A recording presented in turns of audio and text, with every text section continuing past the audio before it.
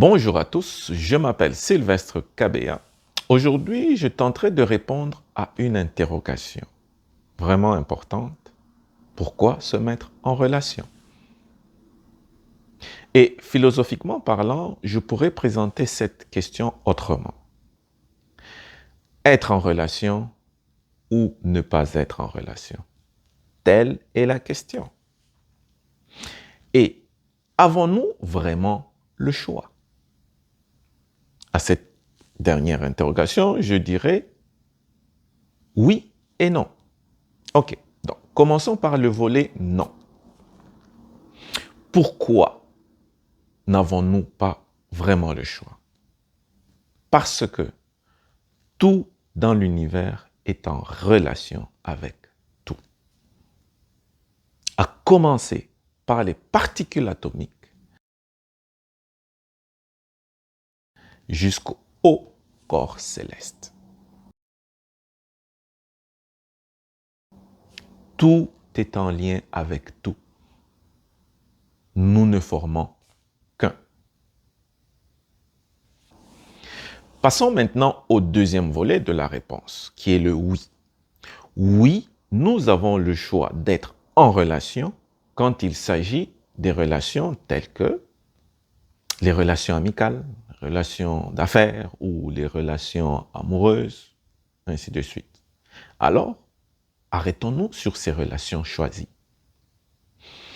Rappelons-nous qu'à l'origine, le mot relation et le mot religion sont tous deux d'origine latine.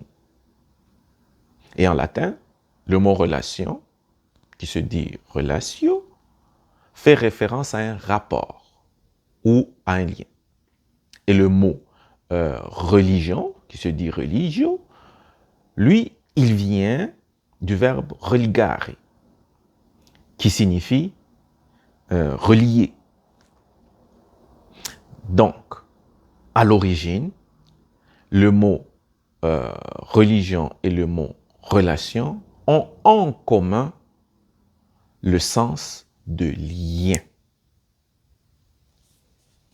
Ne soyons pas alors étonnés de constater que nous embrassions certaines relations comme on embrasse une religion, c'est-à-dire avec une dévotion qui frise le fanatisme, d'où le dicton « l'amour est aveugle ».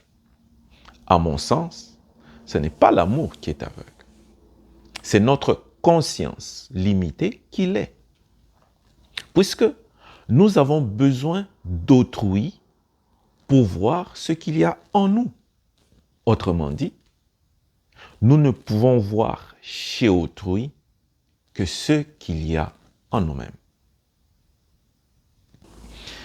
Les qualités et les défauts que vous percevez chez une personne ne sont que le reflet des qualités et des défauts qui existent déjà en vous-même. C'est cela qu'on appelle l'effet miroir.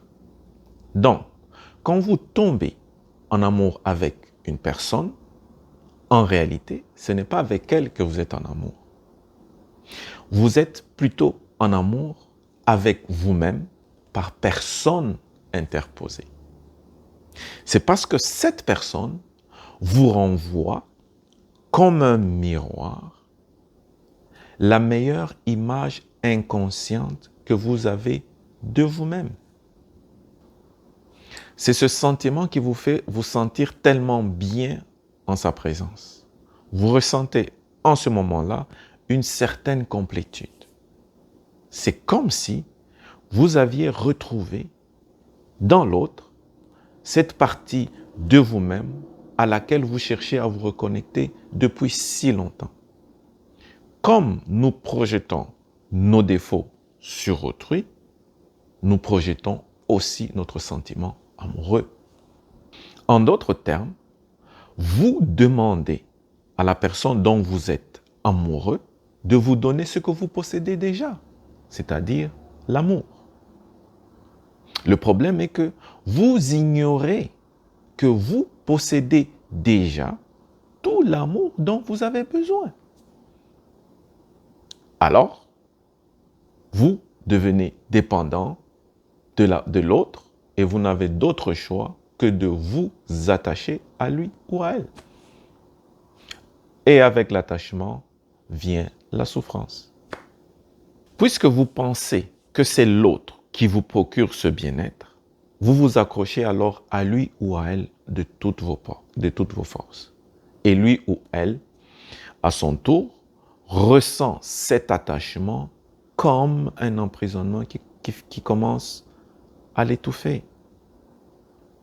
Il se sent alors sous une pression constante puisqu'il éprouve le besoin d'être toujours à la hauteur pour vous satisfaire. Avec le temps, l'épuisement commence peu à peu à se faire sentir. Il n'est plus alors capable de continuer à être votre héros. Commence alors le désenchantement du sentiment amoureux. Et c'est la faillite de la relation projetée. En conclusion, le meilleur moyen de s'épanouir dans une relation avec autrui passe nécessairement par une relation harmonieuse avec soi-même. Tout ce que je viens de dire semble contradictoire, mais ça se tient. Pour me connaître, j'ai besoin de l'autre. L'autre est mon miroir.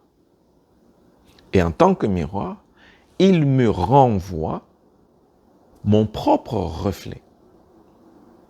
Et si je suis pleinement conscient du reflet que l'autre me renvoie, je parviens à une meilleure connaissance de soi.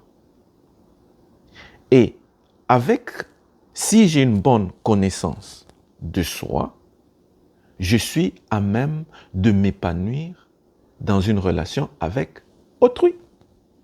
Les relations que nous tissons avec les autres demeurent l'un des moyens les plus sûrs à notre disposition pour parvenir à une meilleure connaissance de soi. Comme un miroir, l'autre nous renvoie notre propre reflet. Plus la relation est intime, plus le reflet sera pointilleux et parfois même agaçant. Et la plus précieuse de toutes les relations, c'est la relation de couple. Et l'intimité que nous impose cette relation de couple est celle-là même qui nous conduit mieux vers la connaissance de soi. C'est la raison pour laquelle cette relation peut être source, parfois, de parfait bonheur, ou soit, dans d'autres circonstances, source de profond déchirement et de remise en question.